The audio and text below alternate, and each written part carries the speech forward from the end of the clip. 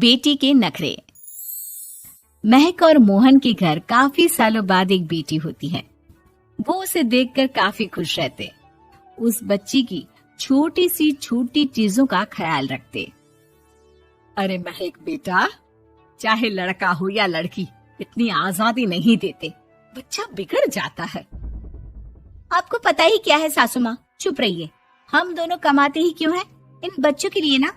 देखिए तो कैसे प्यारे प्यारे पैरों से चल रही है, कितनी प्यारी लग रही है। अब मैं क्या इसके पैर काट कर बेड पर बिठा दूं इसे? अरे मैंने ऐसा तो नहीं कहा, मेरे कहने का मतलब ये था कि बस करो ना माँ, क्या सारा दिन टोका चाकी करती रहती हो। अरे करने दो ना जो कर रही है। दोनों मियाँ बीवी अपने अपने काम में लग जाते हैं और सास मंदिर चली जाती है, लेकिन बेटी सौम्या घर में तेल का डिब्बा लेकर फैला देती है। घर को तो मैं पराठे की तरह सेक दूंगी। मैंने सारा तेल फैला दिया, अब मैं इसे सेक दूंगी। महक कमरे में आती है जहाँ सारे तरफ तेल ही तेल फैला हुआ होता है। अरे मोहन देखो तो, अपनी छोटी सी बच्ची की हरकत, पूरे घर में तेल फैला दिया। मोहन भी आकर हंसने लगता है। छोटी सी सौम्या को लगता ही नहीं कि उसने कोई गलत काम किया है, वो भी खुश हो जाती है। अब तो आए दिन वो कोई ना कोई नया नुकसान करती, कभी टूथपेस्ट गिरा देती तो कभी डिटर्जेंट। हालत ये थी कि घर का राशन किसी किसी महीने तो 2 बार भरना पड़ता। रोज ये कोई ना कोई नुकसान करके खड़ी होती है। अरे तो क्या हो गया माँ जी, बच्ची है, बच्चों वाले काम ही करेगी ना। आप बिना पता नहीं क्यों उसी के पीछे पड़ी होती हैं।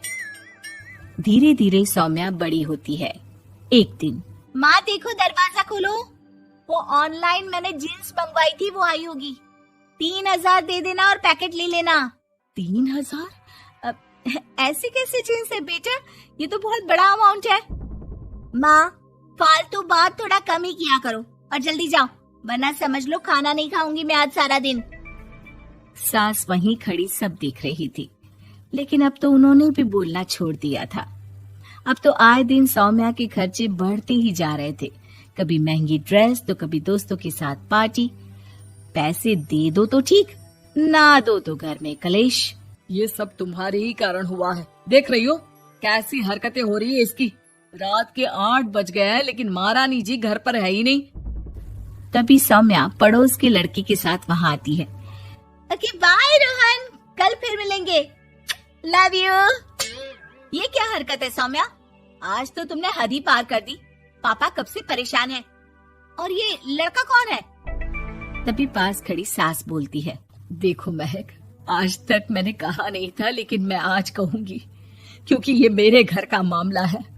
मैं नहीं चाहती कि मेरे बेटे का खानदान खराब हो या फिर कोई हम लोगों के घर के लिए बात करे। जाओ इसे ऊपर कमरे में छोड़ाओ, इससे कल बात करेंगे। मॉम देखो ना दादी क्या बोल रही है, चुप कराओ ना इनको, जैसे हमेशा करा देती हो। महक को अपनी गलती का एहसास हो रहा था, वो चुपचाप खड़ी होती है। मोहन बेटी को अच्छे से कमरे में सुलाकर माँ के पास आता है। देखो ये लड़का ठीक नहीं है, अब तुम लोग इसकी शादी करवा दो, ससुराल वाले अपने आप देख लेंगे। शादी के बाद जिम्मेदारी पड़ेगी तो सब ठीक हो जाएगा। शादी अभी तो 25 की है ये। तो क्या 50 तक बैठाओगी? नहीं नहीं, ठीक कह रही है माँ, इसके लिए जल्दी से कोई लड़का देखता हूँ। अगले रोज सौम्या खाने के टेबल पर, मैं आप लोगों को बता देती हूँ, मैं रोहन से प्यार करती हूँ और उसी से शादी करूंगी। रोहन? वही ना सक्सेना का लड़का, वो सक्सेना जो पिछले महीने ही जेल से छूट कर आया है। वो जेल नहीं, काम के सिलसिले में अमेरिका गए थे। अच्छा, सक्सेना अमेरिका गया था तो क्या पैसा वैसा कमा कर नहीं आया? ये देख रही है ब्लाउज, उसकी बीवी ने सिला था मेरा। पैसे की कमी का रोना रो रही थी, पति को कोस रही थी कि जुआ खेलते पुलिस ने पकड़ा और लगी लगाई नौकरी भी छूट गई। दादी कुछ भी मत बोलो, दादी को चुप कराओ ना। दादी जो बोल रही है ठीक बोल रही है, तेरे पापा ने तुझे देखने के लिए लड़के वालों को कल बुलाया है, समझी? अगली रोज लड़के वाले सौम्या को देखने आते हैं और उसकी शादी मयंक से हो जाती है।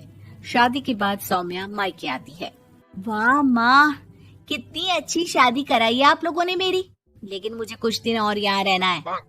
अरे बेटी, ये तेरा ही तो घर है, जितनी मर्जी रह। और क्या, दमाजी कैसे हैं? अरे वो मयंक नहीं आया, कल शादी, आज तू अकेले, सब ठीक तो है ना? महक एक बार फिर सास पर चढ़ बैठती है।